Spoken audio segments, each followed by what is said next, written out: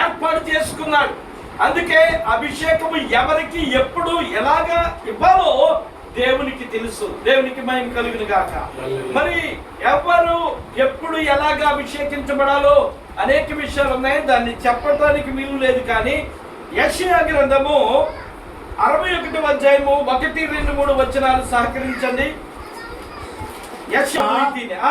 నా మీదకు వచ్చి ఉన్నది దీనులకు సువర్తమానం ప్రకటించుటకు యెహోవా నన్ను అభిషేకించెను. నలిగిన హృదయము గల వారిని దృఢపరచుటకును, చెరలో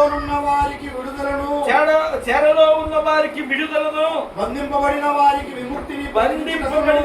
విముక్తిని ప్రకటించుటకును యెహోవా హితవత్సరమును మన దేవుని మన దేవుని ప్రతిదండన దినమును ప్రకటించుటకును, దుఃఖాక్రాంతులకు అందరికి ఓదార్చుటకును, సీయోనులో దుఃఖించే వారికి ఉల్లాస వస్త్రమును ధరింపచేయుటకును, బూడిదకు ప్రతిగా పూదండను, దుఃఖమునకు ప్రతిగా ఆనంద తైలమును, భారభరితమైన ఆత్మకు ప్రతిగా స్తుతి వస్త్రమును వారికిచ్చుటకును ఆయన నన్ను పంపి ఉన్నాడు. హల్లెలూయా. అందరూ హల్లెలూయా. ప్రభువగు యెహోవా ఆత్మ నా మీదకి వచ్చి ఉన్నది. దేనికి? దీనులకు శుభవర్తమానమును ప్రకటించడానికి అభిషేకించి ఉన్నారు. ఈరోజు చాలా మంది పాస్టర్ గారు చెప్పినట్లుగా ఎవరు పడితే వారు సేవకు, లేబరు పడితే వారు వచ్చి దేవుని యొక్క వాక్యాన్ని బోధించడానికి ఇష్టపడుతున్నారు. అందుకే యాకోబు పత్రికలు అంటారు, మీరు బోధకులుగా ఉండటానికి ఎవరు కూడా ప్రయత్నం చేయకూడదు. రెండంతల తీర్పు. ఎవరు పడితే వారు బోధిస్తే వారికి రెండు శిక్షలు ఉన్నాయట. అందుకే దేవుని దగ్గర నుంచి వచ్చే ఆ యొక్క పిలుపును బట్టి అభిషేకం పొందాల.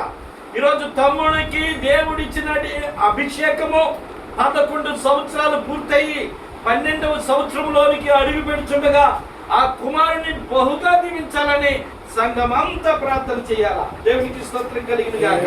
బాధ్యత, మీ బాధ్యత. సేవకుని కోసం ఎవరైతే ప్రార్థిస్తారో వారి కుటుంబాలు దీవించబడతాయి. సేవకునికి ఎవరైతే సపోర్ట్గా ఉంటారో వారి జీవితాలు బాగుంటాయి. అందుకే ఒక సేవకుని ప్రాంతంలో మీకోసం ఏర్పాటు చేశారు. ఆయన అనేక కష్టాలు అనుభవించారు. హెల్త్ పరంగా భయంకరమైనటువంటి స్ట్రోక్ వచ్చింది. మీరందరికీ తెలిసే ఉండొచ్చు. చాలా బాధపడ్డారు. అంతేకాదు అనేక రకాల సమస్యలు వచ్చినాయి.